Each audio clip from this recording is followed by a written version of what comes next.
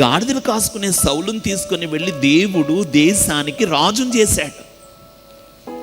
అంటే సౌలును దేవుడు ఆశీర్వదించాడు, సౌలును దేవుడు రాజును చేశాడు, సౌలును దేవుడు హెచ్చించాడు.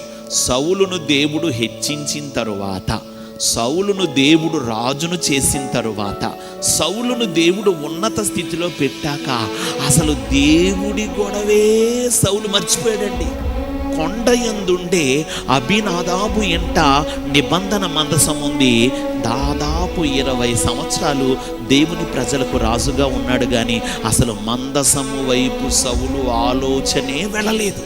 ఈ లోక సంబంధమైన వాటిని వెతుక్కుంటూ వెళ్ళిపోయాడు, కానీ సౌలు ఆ దేవుని మందసం గురించి కానీ, దేవుని యొక్క నివాసం గురించి కానీ, దేవుని యొక్క సన్నిధి గురించి కానీ ఒక్క ఆలోచన కూడా చేయలే.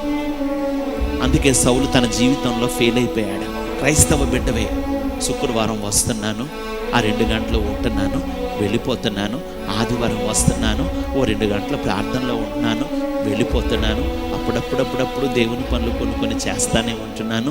ఇంకా ఇదే అని అనుకోకుండా దేవుడు నిలిచి ఉండులాగున మన సంఘమునందు మనము ఒక ఉన్నతమైన అనుభవముతో నడిపించబడుదుముగాక.